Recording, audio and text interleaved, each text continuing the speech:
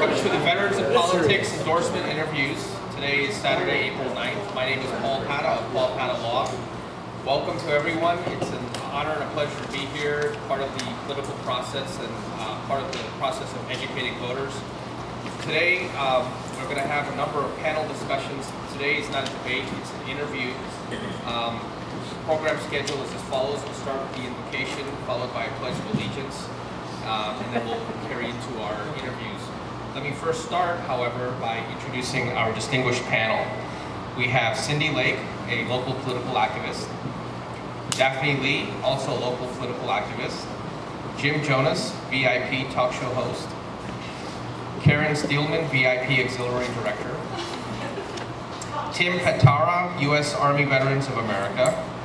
Rowena Kerfaton, founder of the Shine Family Foundation. Len Connell, radio show host. Robert Luke, former Clark County District Court judge. Robert Faust, U.S. Army. Tellis Napper, Rain for You. And Scott Lafata, Nevada State Director of Citizens for a Better America Super PAC.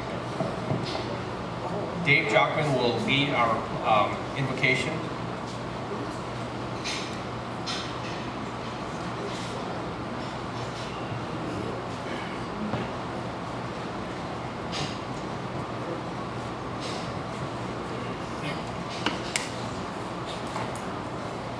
Good morning.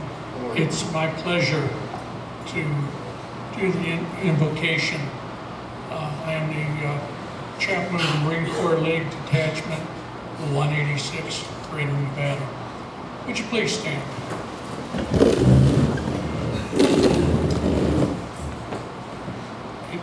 Father Almighty, creator of all that is good and lasting, we request your presence here to guide us in all we say and do, that we may treat one another with dignity and respect.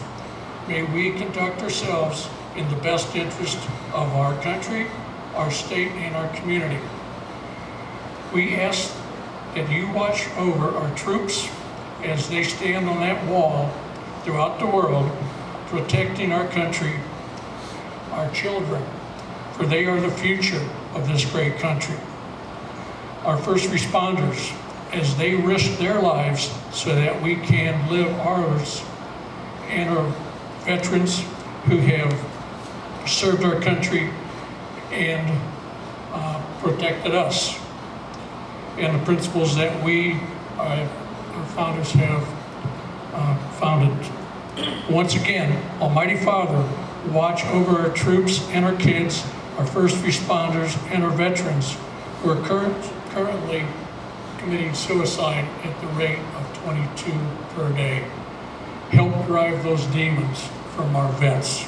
And lastly, we here present and those listening, we pledge our sacred honor to protect this great country and to the, it's hard to read, and to the motto of our United States of America, in God we trust.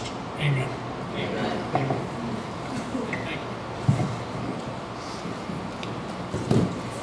All right, and now Cindy Lake will lead our Pledge of Allegiance.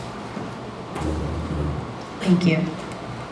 Good morning, everybody. I'm honored to be here amongst so many honored and distinguished panelists and guests and candidates. Thank you.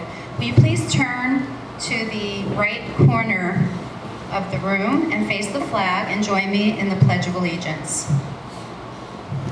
I pledge allegiance to the flag of the United States of America and to the republic for which it stands, one nation, under God, indivisible, with liberty and justice for all. Thank you.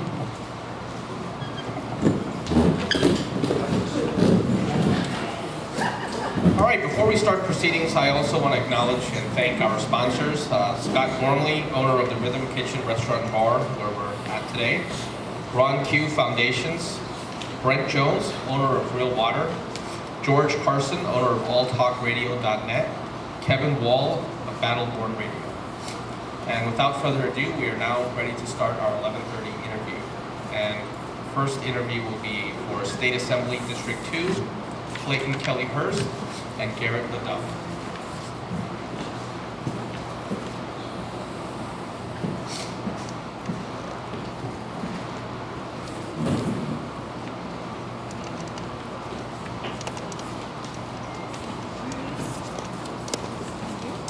Please be seated.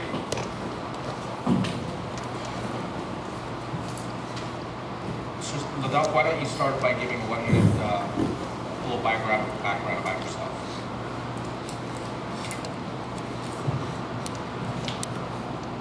Good morning, afternoon. Yes, is it on now? Can you all hear me? All right. My name is Garrett LeDuff. I'm running for State Assembly, District 2. Short, brief background. I'm originally from Los Angeles, California. At the age of 17, I enlisted, joined the United States Air Force. I was stationed here at Nellis Air Force Base, Las Vegas, Nevada. I fell in love with it. One day I decided if I ever had the opportunity, I'd come back here and retire. Fortunately or unfortunately, that didn't happen. I was injured at work. Retired, came out here, saw the need for leadership, to say the least. Told the wife that I needed to be involved, and that's what I did. I got involved. Raised the children, started helping and working within the community, and that's why I sit before you here today. Thank you very much. Let's start with our questioning. Let's keep the questions to 30 seconds and our answers limited to 1 minute. And with that, there'll be one question per panelist. Who would like to start first? Mr. Lafada. Can you hear that? All right, my name is Scott Lafada. I'd like to hear your position on the Second Amendment and also if you feel there's any, it's not on.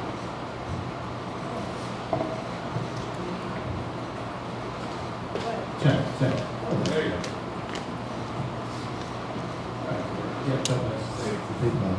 So the question is your position on the Second Amendment, and also your feelings on any additional legislation that will control the government.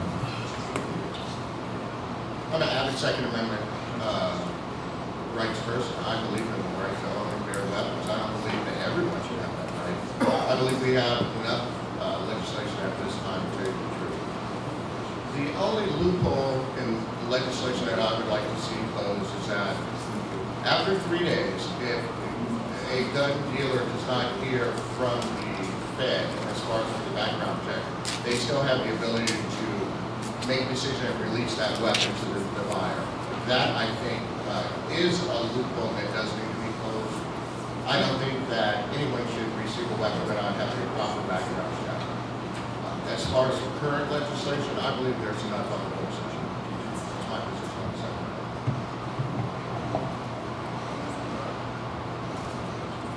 Thank you very much. Good morning, Mr. LeDuff. Will you vote your conscience or will you vote the will of the people in your district? I would follow the law of the state of Nevada, the Constitution, and the law of this republic. That's what I would do. Now, when it comes to the point where that may conflict with my constituents, I will do my best to explain to them that this is the law and this is why we have to follow it, and I will vote based on that. And I will express to them that this is the way our democracy is set up. That's the way I will vote. Mr. Connor, follow up?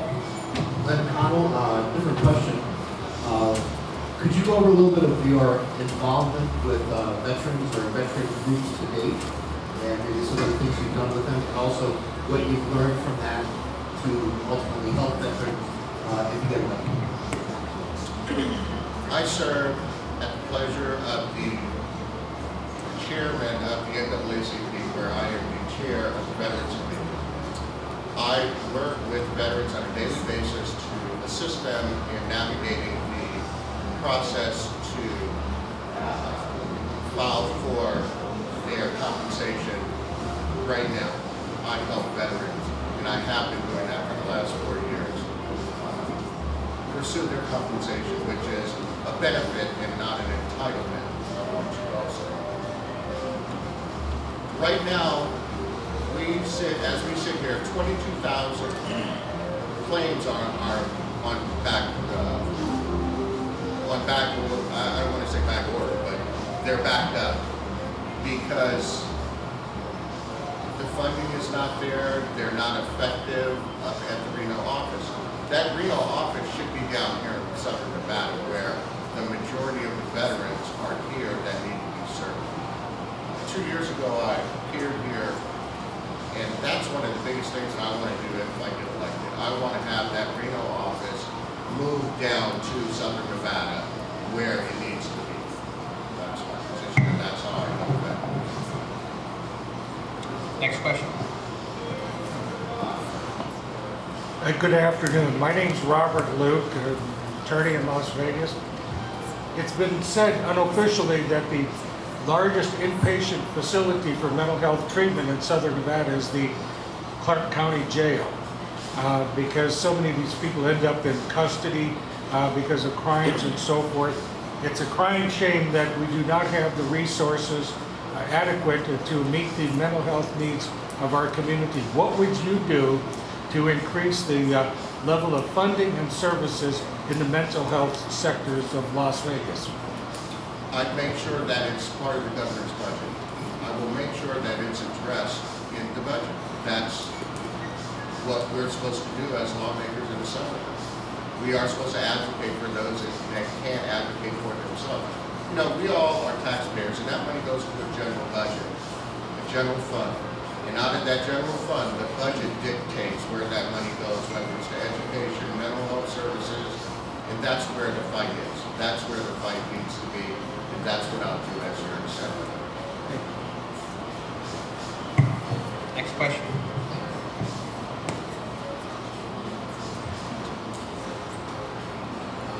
How you doing? Hello? Oh. How you doing? I'm Tim Patara. So my question's about party platform. My party is about party platform. Being a Democrat and a veteran, I want to know how you can side with a party who continuously would vote against veteran initiatives on a larger level and state level. I'm a moderate Democrat. I'm conservative. I don't believe in taxing our way out of or into debt,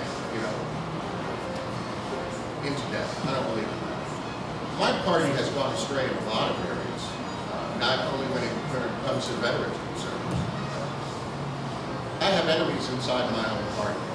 I have enemies right now that are running candidates against me. And I'll tell you, there hasn't been a Democrat run in this position since 2010. I decided to run. There's people within the party I look up. I have 4 opponents. I am going to be the conscience of our party as I've always been, and I will stand up when it's time to stand up for veterans and anyone else against the party, my party or any other party. And that's what I'm going to do. That's what I've always done. Thank you. Hello, my name is Daphne Lee. Recent revelations have revealed to us that the National Security Agency is collecting every single American's metadata and basically violating all of our privacy and the Fourth Amendment. Recently, the president said that he would like to extend that access to that information to local law enforcement as well. As a state legislator, would you support legislation of non-compliance against the federal government's overreach in this area and stand up for protecting Nevadans' right to privacy? Yes, I will. I will not allow any overreach by any police department. They don't need that information. Right now, we pay out millions of dollars for lawsuits against the Clark County Police Department. Right now, I am working with the Office of Community Engagement, and the undersheriff stated in one of our meetings, we need the community to push us in the right direction. That agency needs help, needs oversight, and it needs our cooperation. They have enough duty and responsibility as it is. We have to draw a line when it comes to privacy and security of our nation. We have to do it with reasonable common sense. Overreach is something that I'm very concerned about. Just grabbing data, just to be grabbing it.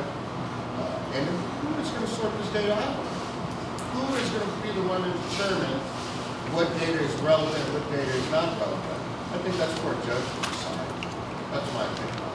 And that's why we have those courts that are set up, those FAFSA courts, to combat that. And I believe that process is in place it should be used.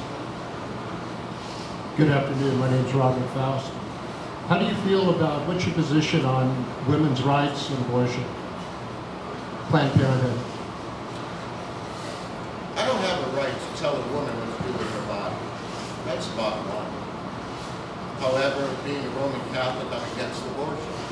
I don't believe it. It's not for me to decide. I believe that's a state's issue also. I truly believe that. Like I said, you have to draw the line somewhere. Common sense is missing in a lot of areas in our government and our leadership. That's my opinion.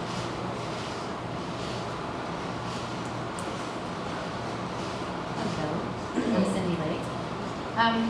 Along the lines of overreach, the federal, U.S. Constitution limits the federal government's power and authority.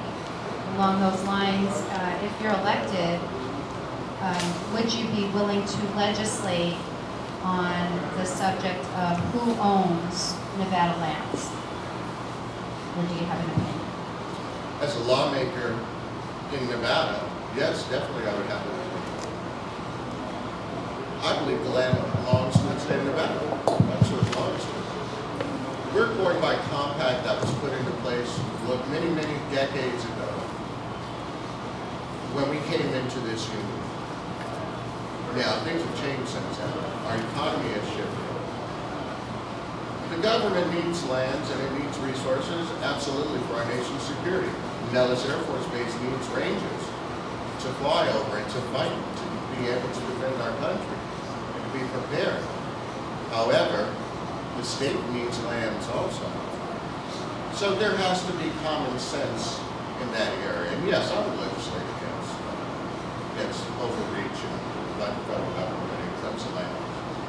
I believe that the Clive and Bundy situation should have never came to fruition. That common sense been used many years ago. I often wonder, would those two officers still be alive today? Had things turned out differently when the sheriff went up there and contacted Mr. Bundy originally? Maybe the standoff in Oregon wouldn't happen. Who knows? We don't know, and we'll never know at this point. That's my opinion. Good afternoon. Thank you. Good afternoon, Mr. LeDuff. My name is Jim Jonas. I'm the radio show host for Veterans in Politics. Thank you for taking time out of your Saturday, especially being a candidate. I know it's tough. My question is specifically in reference to the budget. A very prominent member of your own party stated openly on our radio show that he and the Democrat Party was going to push for another $4 million tax increase in this coming legislative session to offset the shortfall that is going to be in the budget because of the state exchange that Governor Sandoval set up with the state exchange Medicaid system. And the federal government for the first 2 years paid for 98% of the cost, picked up 98% of the cost. This year, they're not picking up anything. So what is your position on, should we push to raise taxes another $4 million this legislative session? Or do you think Governor Sandoval asking for a 5% across the board cut in all state departments is sufficient? First of all, I'll take what Governor Sandoval says about the next budget with a grain of salt, because we don't know where we're going to be at that point. We have a city manager, for instance, that we just gave a raise, and we come to find out we're going to have a $3.1 million deficit. Why? We need some forensic audits taking place in some of these areas. Now, I for one am not a big fan of taxation.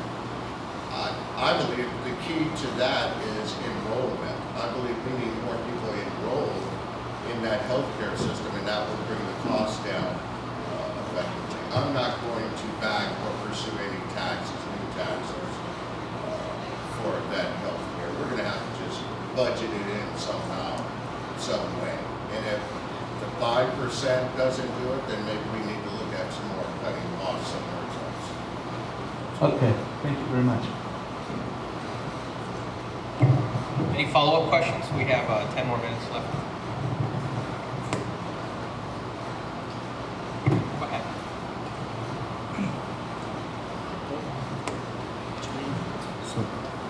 So my question was in regards to, I think, the first question down on that end. When you talked about the federal background checks not coming within 3 days, holding off someone's ability to obtain a firearm, my question to you is, why should the citizens be held to federal incompetence on regards to the Second Amendment? Wouldn't that be an infringement on their Second Amendment? If the federal government is incompetent and can't process something in 3 days, why should me as a free citizen being able to pursue my constitutional right to own a firearm be upheld against that? Well, we need to ensure that they do their job at the federal level so that the infringement does not take place. I don't believe it's an infringement. It may be an inconvenience, but it's not an infringement until that person is not able to own a firearm. That's when I believe the person is infringed upon. If he's not able to own a firearm for an unlawful reason, that's different. We need to ensure that they do their job and that background check comes back. I don't want to see anybody get a firearm that isn't qualified to have a firearm, and I believe in the right to own a firearm. So we must ensure that they do their job and they respond within that 3-day period, or we extend that period from the 3 days, say 5, to give them maybe more time. And clearly in the state of Nevada, a person can not be inconvenienced by simply going down and getting a CCW. Then he doesn't have to wait or go through a background check at all because he's already been checked. You have a follow-up? Go ahead. Okay, so just so I'm clear on your explanation, adding more days or having someone go through more fees with the CCW permit, I'm kind of curious, what is your definition of the Second Amendment in regards to being infringed? What would you consider an infringement in regards to the Second Amendment? Well, if I was legally entitled to own and possess a firearm, and because of a bureaucratic mess, I was not able to, say I was on a no-fly zone or a no-fly list erroneously that I should not be on, and my background came back where I wasn't able to, then that's an infringement because it's a failure due to the system, not the individual. That, to me, is an infringement. Thank you. Yes, Mr. Lee. One of the other concerns I have about our legal system in Nevada is that agencies like parole and probation are so overworked.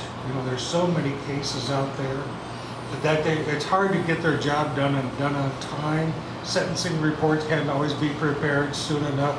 Supervision may be lacking for lack of resources and so forth. And also with prison guards, we need to keep our prison safe, yet we pay them so poorly that it does become a problem, and some resort to bribery from inmates, just to make some extra money.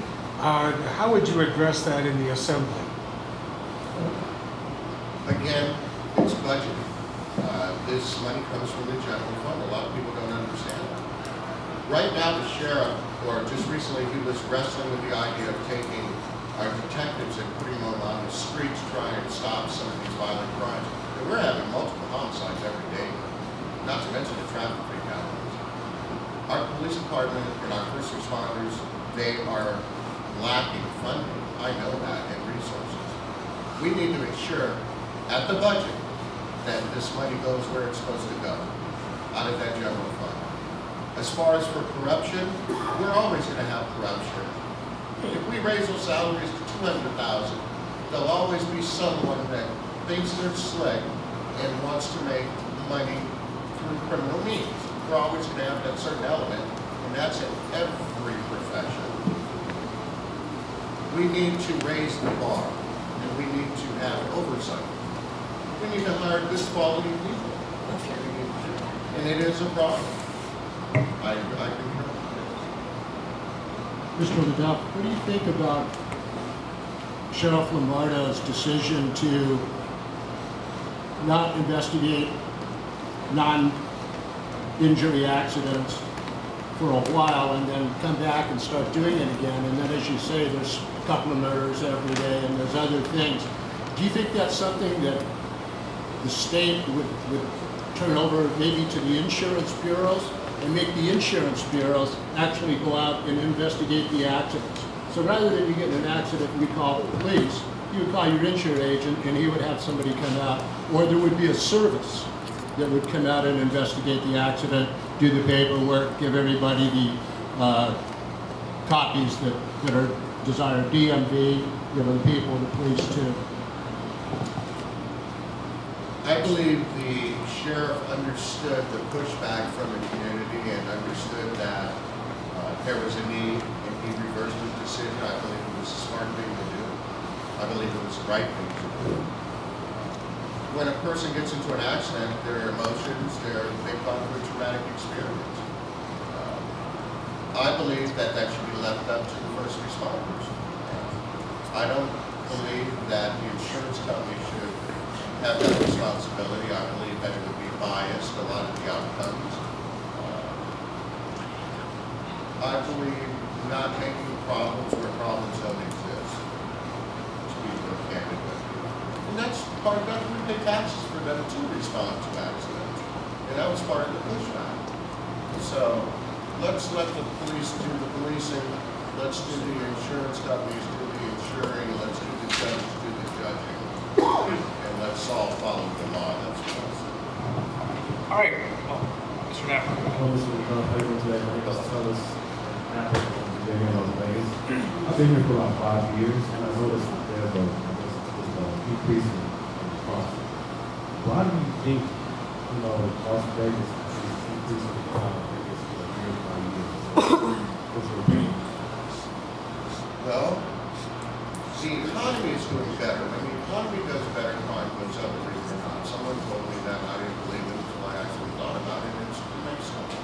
People are out spending more money, more opportunity for these criminals to assault us and rob us. We face unique challenges here in the state of Nevada, all of us. There's nowhere in the world that has the amount of money, fascination that we have here in Nevada. A lot of people don't realize that we live here.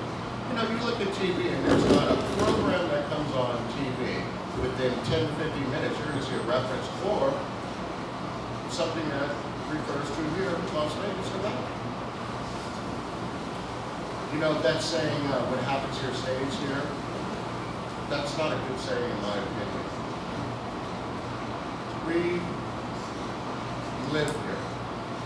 We put up with a lot of tourism. Tourists that come here that don't use common sense. And they disrespect us. Remember the case with the flamingo where tourists came here and killed the birds. Thought it was funny. This guy was going to be an attorney somewhere. We live here. We raise our children here. We go to church here. We set the bar as lawmakers here in the state of Nevada. We need to do the right thing. We need to hire the right people.